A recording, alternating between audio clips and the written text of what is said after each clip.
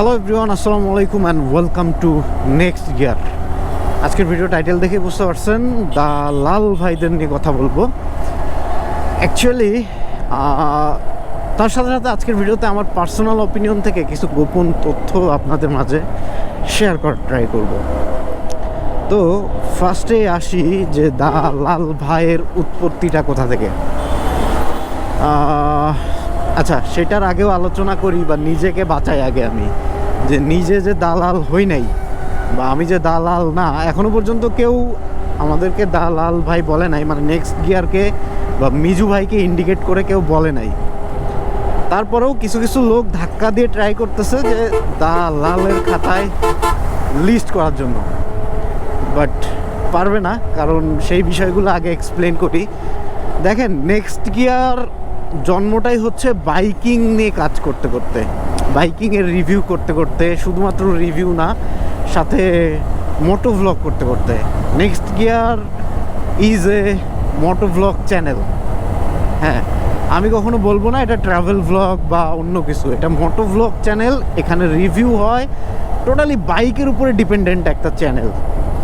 So এই চ্যানেলের শুরুটা থেকে আমি সবসময় ট্রাই করেছি যে বাইকগুলো নিয়ে রিভিউ করেছি সবগুলার সঠিক তথ্য দেওয়ার জন্য। অ্যান্ড আজ পর্যন্ত কেউ বলতে পারবে না যে আমি কোনো একটা বাইককে একদম খুব ভালো বলেছি এবং কিনতেই হবে, এমন কোনো রিভিউ আমার চ্যানেলে নাই, যেখানে ভালো খারাপ মিক্স সব কিছু আছে। একদম এক্সট্রা অর্ডিনারি সব কিছুকে ভালো বলা বা এক্সট্রা অর্ডিনারি সব কিছুকে খারাপ বলা, এরকম কোনো ভিডিও নেক্সট গিয়ার চ্যানেলে নাই। যে ধরেন শুধুমাত্র কোম্পানি টাকা দিছে বলে ভালো বললাম, কোম্পানি টাকা দেয় নাই বলে খারাপ বললাম, এই জিনিসটা নেক্সট গিয়ার চ্যানেলে কখনো ছিল না, এখনো পর্যন্ত নাই। কেউ দেখাইতে পারবেন না। পারলে নর্মাল কমেন্টগুলো করেন, ক্রিটিসাইজ করে করেন, আমি অ্যান্সার দিব, বাট ফেক আইডি থেকে, ফেক চ্যানেল থেকে কমেন্ট করলে রিপ্লাইও পাবেন না, ব্লকও খাবেন, কোনো সমস্যা নাই। তো এইটা হচ্ছে আমার কথা বা আমার যেটা বলার ছিল আপনাদেরকে, যে দালাল ভাইয়ের লিস্টে আমাকে রাখতে পারবেন না, সেরকম কোনো প্রমাণ আপনাদের কাছে নাই। হ্যাঁ, তো এখন একটা জিনিস যেটা মোটোভ্লগিং ইন্ডাস্ট্রিতে বাংলাদেশে ঘটে গেছে, যেটা হচ্ছে মোটোভ্লগিং ইন্ডাস্ট্রির কাল বলতে পারেন, একজন বা দুইজন যারা মোটোভ্লগিং ইন্ডাস্ট্রিতে এরকম কাজটা করছে, যার কারণে সবার দিকে এখন আঙ্গুল উঠতেছে, যেটা ওঠাটা স্বাভাবিক। বাট তাই বলে এইভাবে একদম মানে ঘর কোণ করে ফেলা, বা ওটাকে কি বলে, একদম যে দোষ করে নাই তাকেও একদম ক্রিটিসাইজ করে তাকে মেন্টালি সিক করে ফেলা, এটা আমাদের বাঙালির স্বভাব। হ্যাঁ, তো এইটা করাটা উচিত হচ্ছে না। আমি ঘটনাটা আর একটু খুলে বলি প্রথম থেকে, যে এই ঘটনার উৎপত্তিটা আসলে কোথা থেকে। তো কোনো একজন মোটো ভ্লগার হইতে পারে, সে এমনভাবে কাজ করতো বা তার কাজের ধরনটা এমন ছিল, ধরেন কোনো কোম্পানি তার সাথে কাজ করছে, আমাদের সাথে কোম্পানি অ্যাটাচ হয় অবভিয়াসলি। তো কোনো কোম্পানির সাথে সে কাজ করছে, সেই কোম্পানিকে অলওয়েজ ভালো বলছে, এবং প্রমোশন মানে তো এমন না যে ভাই যে কোম্পানির আমি প্রমোশন করতেছি ওই কোম্পানির প্রোডাক্টকে আমি কিনতে বলবো।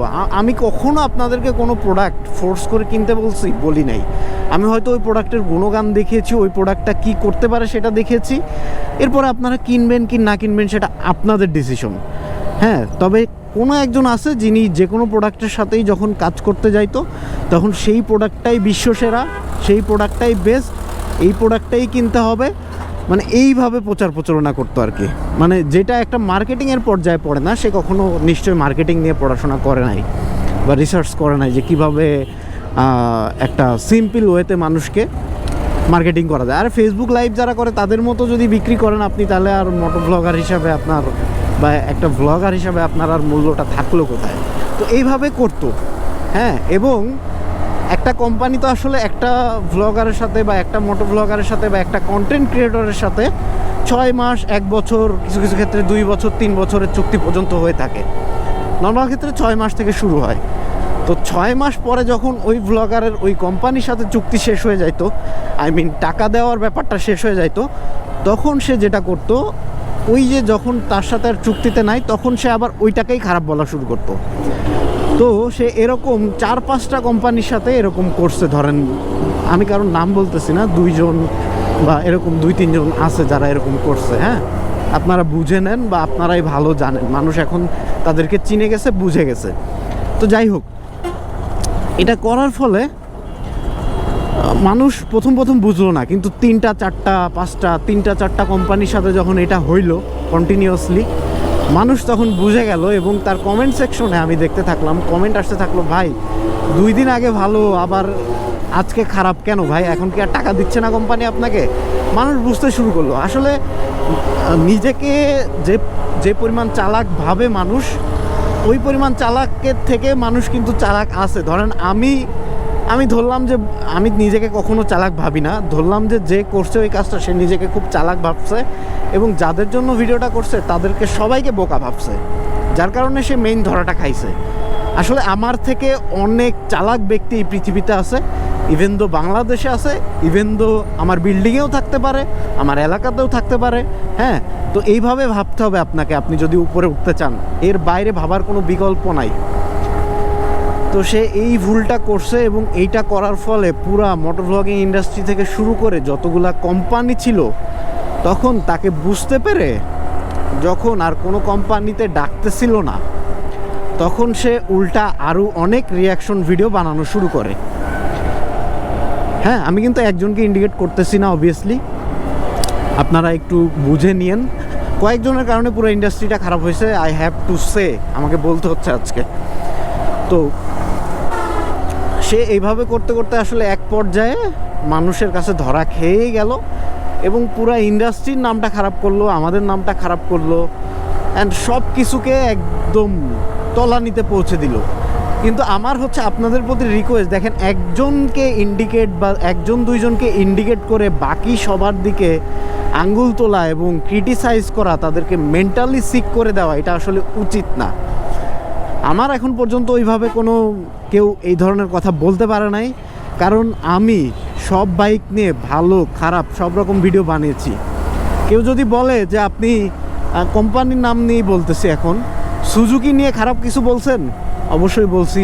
সুজুকির যে জিক্সার এবং জিক্সার এসএফ কিট এবং কিট বাদে প্রাইসের যে ডিফারেন্স, এটা নিয়ে একটা ক্রিটিসাইজ ভিডিও আমি করছি, এবং সেটার অনেক রিচ হয়েছে।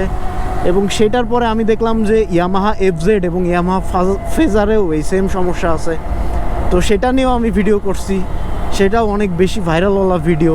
কয়েকদিন আগে করছি ভাই, 3-4 মাস 5 মাস হবে হয়তো। এর মধ্যেও ভুলে যে অনেকে আমাকে পুশ করতেছে, ভাই আপনি দালালি করতেছেন এই কোম্পানি সেই কোম্পানির। বাংলাদেশের সিএফ মোটর আসছে, সিএফ মোটর ভিডিও করছি, সিএফ মোটর ভালো খারাপ দুইটাই বলছি, এবং অবভিয়াসলি প্রমোশনাল কন্টেন্ট ছিল, বাট সেখানে তারা আমাকে খারাপটা বাদ দেওয়ার জন্য প্রেশারাইজও করে নাই, আমি খারাপটা বাদও দেই নাই। আমি যেটা খারাপ পেয়েছি ওই বাইকে, এখন যদি না দেখে থাকেন এখনও যে দেখেন, ভিডিও আপলোড দেওয়া আছে, কোনোটাই মোছা নাই, ওখানে দেখতে পারেন। আমি সুজুকি জিক্সার 250 যখন আসলো তখনও লঞ্চিং, ওইটাও আমি শুধুমাত্র ভালো বলছি বাইক, এমন কিন্তু না, ভালো খারাপ দুইটা মিলিয়ে যেটা ভালো হয়েছে যেটা খারাপ হয়েছে ওইটাই বলছি। রিসেন্টলি বাংলাদেশের বাজারে ইয়ামাহা লঞ্চ হয়েছে, ওইখানে আমি একটা জাস্ট ওয়াক অ্যারাউন্ড ভিডিও করছি। ওয়াক অ্যারাউন্ড ভিডিওতে কী হয়, নর্মালি বাইকটাতে কি দেওয়া আছে, কি নাই, এগুলাই শেয়ার করা হয়। সেখানেও আমি প্রাইস নিয়ে কথা বলছি, তারপরেও অনেকে শুধুমাত্র ইয়ামাহার টাইটেল দেখে মনে করছে যে আমি ইয়ামাহার দালালি করছি। হ্যাঁ, রিসেন্টলি আবার কোনো একটা চ্যানেলের ভিডিওতে যে খুব গালিগালাজ করে, ওরকম চ্যানেলে আমার একটা থাম্বনেইল ইউজ করে, আমার 3-4 সেকেন্ডের একটা ভিডিও ক্লিপ ইউজ করে সে বলছে যে কি বলছে, যে ইয়ামাহাই পারবে এরকম 2টা লাইন বলছে।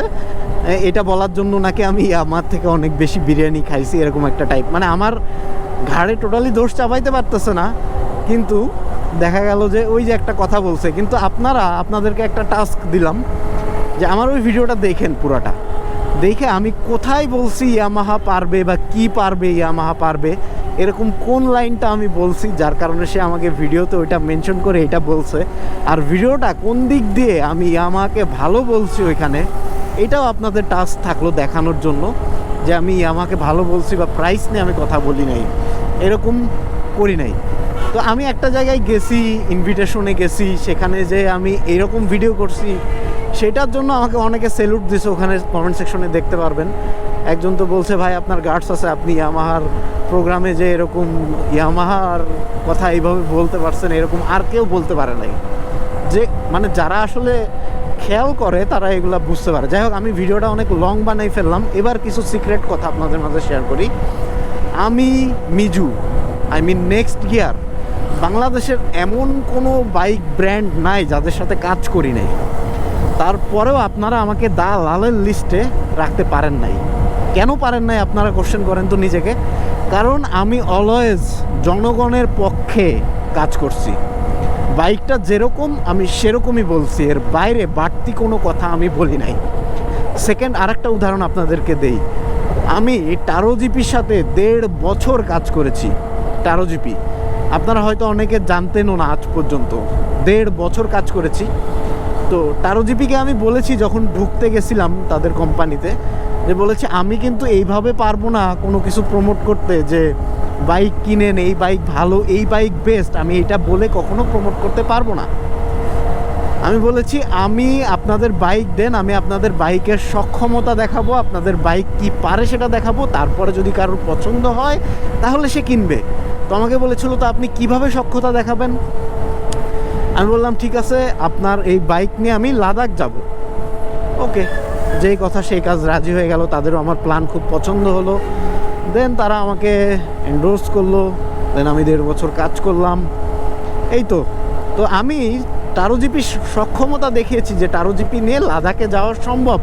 পৃথিবীর সর্বোচ্চ মোটরেবল রোড যেখানে টারো জিপি যেতে পারে, তাহলে টারো জিপি অবভিয়াসলি ভালো বাইক। খারাপ বাইক হলে তো ওখানে যেতে পারতো না। সো আপনারা কিনতে পারেন। টুকটাক সমস্যা চাইনিজ বাইকে থাকবে, সেগুলো আমি শেয়ার করছি। পার্টস অ্যাভেলেবিলিটি নিয়ে প্রবলেম হবে, সেগুলো আমি ওই কোম্পানির ওই ব্র্যান্ডের সাথে কাজ করাকালীন আমি এগুলো নিয়ে কথা বলছি। এবং ওই ব্র্যান্ডের আরও যাতে উন্নত হয় সেদিকেও আমি কোম্পানির মালিকদেরকে বরাবর বলে গেছি যে ভাই আপনাদের সার্ভিসের ব্যাপারটা উন্নত করেন, সার্ভিসের ব্যাপারটা উন্নত করেন। আদারওয়াইজ আমি আপনাদের সার্ভিস নিয়ে ভালো বলতে পারবো না। আমি তাদের এ যাবৎকালের ভিডিওতে 1.5 বছরের ভিতরে আমি তাদের কোনোদিনও সার্ভিস নিয়ে ভালো বলতে পারি নাই। কারণ আমার কাছে মনে হয় নাই তাদের সার্ভিসটা টপ নচ তারা লোকজনকে দিতে পারতেছে, তাই আমি এটা শেয়ারও করি নাই। এটা একটা গেল। সেকেন্ড, আমি বেশ কয়েকটা লুব্রিকেন্ট কোম্পানির সাথে কাজ করেছি বাংলাদেশের, এবং টপ নচ ওয়ার্ল্ড ওয়াইড যাদের নাম আছে তাদের সাথে আমি কাজ করেছি। যে কোনো কোম্পানি দেখেই যে আমি কাজ করব, যে কোনো কোম্পানি দেখেই খারাপ হইলে আমি ভালো বলবো, এই কাজ নেক্সট গিয়ার করে না, কখনো করবেও না। তাতে যদি কোম্পানি বলে যে কিছু সিচুয়েশন এমনও হয়েছিল, ধরেন যে আমাদের ভিডিও করে তো কিছু ব্যাড সেকশন ফেলে দিতে বলা হয়, বাট ফেলে দেই নাই। এই কারণে অনেক কোম্পানির সাথে খারাপ সম্পর্ক হয়ে গিয়েছে। 2-1টা কোম্পানির ব্ল্যাক লিস্টে আমরা থাকি তাদের কথা না শোনার কারণে। অলরেডি আছে। সব কোম্পানির সাথে নেক্সট গিয়ার কাজ করছে বলে যে এখন নেক্সট গিয়ারের সব কোম্পানির সাথে সম্পর্ক ভালো এমন কিন্তু এখন নাই। হ্যাঁ, তো শুধুমাত্র এই জিনিসগুলো টিকিয়ে রাখার জন্য। তো এই হচ্ছে কিছু সিক্রেট আপনাদেরকে আমি জানাইলাম। আরও কিছু সিক্রেট আছে, আমি সেগুলো শেয়ার করব, বাট হাতে রাখতেছি কিছুটা। কারণ এই যে আমি যে এত কিছু বললাম, আমার উপরে একটা প্রভাব আসতে পারে, তো সেটার জন্য আমি হাতে রাখলাম। এবার আসি যারা আসলে হঠাৎ করে অতি ভদ্র হয়ে গেছে, মোটো ভ্লগারদের নিয়ে কথা বলতেছে, নানা রকম দালালের চক্রান্ত করতেছে তাদের নিয়ে। কিছুদিন আগে এই বাইকিং সেক্টরে মার্কেটিং ইন্ডাস্ট্রির একজন রয়েছে বড় ভাই, তিনি শেয়ার করেছিল তোমরা মোটো ভ্লগার যারা আছো তাদের উপরে বেশ ভালো একটা চক্রান্ত করা হচ্ছে ভিতরে ভিতরে, তোমাদেরকে খুব দ্রুত কিভাবে ফেলে দেওয়া যায় বা নিচু করা যায় সেই কাজটা চলতেছে। বাট আমি ওটা বিশ্বাস করি না ওইভাবে, বা আমরা কি করবে আমাদেরকে এমনভাবে। বাট 3 মাস 4 মাস যেতে না যেতেই এখন টের পাচ্ছি আসলে অবস্থাটা কি। এখনও আমি শিওর হইতে পারি নাই কারা কিভাবে কেন এই কাজগুলো করতেছে, বাট কিছু তো হচ্ছে ইন্ডাস্ট্রিতে। সবাই মিলে এইভাবে লেগে যাওয়া, এটা আমি মনে করতেছি যে কিছু হচ্ছে। ওই বড় ভাই, মার্কেটিংয়ের যে বড় ভাই আছে, তিনি যা বলছেন তা কিছু ক্ষেত্রে হইলেও রাইট। তো এবার যারা আছে ভণ্ডদের নিয়ে আসি, যারা হঠাৎ করে ভালো হয়ে গেছে, খুব ভালো হয়ে গেছে। এখানে দেখেন যারা আমাদেরকে নিয়ে ভিডিও বানাচ্ছে তাদের কিন্তু ভিডিও ভিউজ রিচ কিচ্ছু নাই। ধরেন আমাদের একটা থাম্বনেইল ইউজ করলে, আমাদের নামে কোনো নেগেটিভ কথা বললে, তখন সে খুব রিচ পাচ্ছে। হ্যাঁ, এটাকে সে কাজে লাগাচ্ছে। সে লাগাক, সমস্যা নাই, বাট একটা ক্রিটিসাইজ করার একটা ওয়ে থাকে, সেই ওয়েটাও তারা ফলো করতেছে না। গালি গালাজ নানা রকম কথা, আবার দুই একজন তো খুব ভদ্র, হ্যাঁ আমি এই ছিলাম সেই ছিলাম। এটা একটু কষ্ট থেকেই বললাম কথাগুলা, কারণ মানে এইভাবে আসলে সবাই মিলে যখন আমাদের পিছনে লাগতেছেন তখন একটু দেখে শুনে একটু বুঝে শুনে লাগেন আর কি। আমি আমার জীবনে, আমার লাইফে, আমার বয়স অলমোস্ট 30 হইতে গেছে, তো আমার লাইফে আমি কখনো কাউকে মনে কষ্ট দেই নাই। এটা একটা আমার অ্যাচিভমেন্ট বলতে পারেন, বা আমার যেটাই বলেন, হোয়াট এভার। আমি কাউকে জীবনে কোনো দিন কষ্ট দেই নাই, কথার মাধ্যমে হোক বা যে কোনো মাধ্যমে। কিন্তু আপনারা যে এই যে সোশ্যাল মিডিয়াতে একটা ছোট ক্লিপ দেখে, পুরো ভিডিও না দেখে একজন মানুষকে ক্রিটিসাইজ করেন, তার মেন্টালি সিক করে দেন, এতে কি আপনাদের মানে ধর্মে সহ্য হচ্ছে? তো ব্যাপারটা একটু চিন্তা করে নিন তো, যে আমি যে বলতেছি আমি 100% ওর কাছ থেকে শুনে নিয়ে বলতেছি, অথচ আমি নিজে জিনিসটা নিয়ে রিসার্চ করতেছি না, আমি ওকে মেন্টালি সিক করে দিচ্ছি, ও লাইফে একটু আমার জন্য হলেও একটু পিছিয়ে যাচ্ছে। এই কথাগুলো আপনি অ্যাজ এ মানুষ হিসাবে কোনো দিন চিন্তা করে দেখছেন? যে গালি দিছি বা যেটাই করছেন আপনি চিন্তা করে দেখছেন? বা আপনি খুব ভদ্র মানুষ যদি হবেন, তাহলে আপনি এগুলো নিয়ে কেন ভিডিও বানাবেন? যে আমিই ভালো ছিলাম, আপনার নিজেকে কেন প্রমাণ করতে হচ্ছে এখন? সেটা তো মানুষ বলবে ভাই, আপনার নিজে বলার কিছু নাই।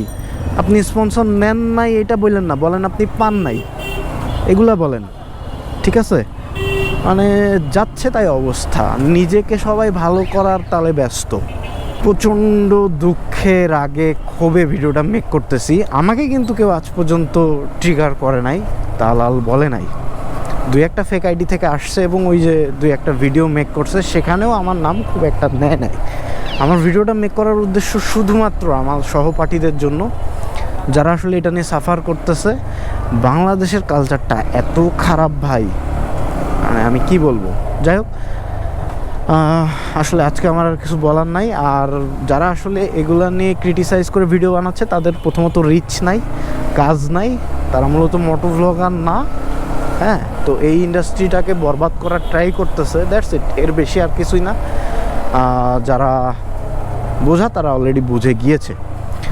সো আর আমাদের উচিত, আমাদের যারা মোটো ভ্লগার আছে তাদের যে ভুল নাই তা না, আমাদের উচিত একটু কাজ করার সময় একটু দেখে শুনে কাজ করা। আমরা ধোয়া তুলসী পাতা না, অবভিয়াসলি আমিও ধোয়া তুলসী পাতা না, অবভিয়াসলি আমার যে ভুলগুলো আছে অবশ্যই আমাকে বলবেন। এবং আজ পর্যন্ত আমার যে 3.5 লক্ষর উপরে সাবস্ক্রাইবার, এই সাবস্ক্রাইবারের কাছ থেকে আমি অনেক কিছু শিখছি। আমাকে অনেকে গালি দিয়ে অনেক কথা বলছে, অনেকে ভালো কমেন্টে ক্রিটিসাইজ করে অনেক কিছু আমাকে শিখাইছে জীবনে। আমি অনেক লার্ন করছি আমার এই মোটো ব্লগিং ক্যারিয়ার থেকে, আমার এই সাবস্ক্রাইবারদের থেকে, আমার শুভাকাঙ্ক্ষীদের কাছ থেকে। যারা ভালো তারা ভালোভাবেই সব কিছু জানিয়ে দেয়, ভুল তো মানুষই করে, তাই না? তো আমার কি মামা, কই যাবা?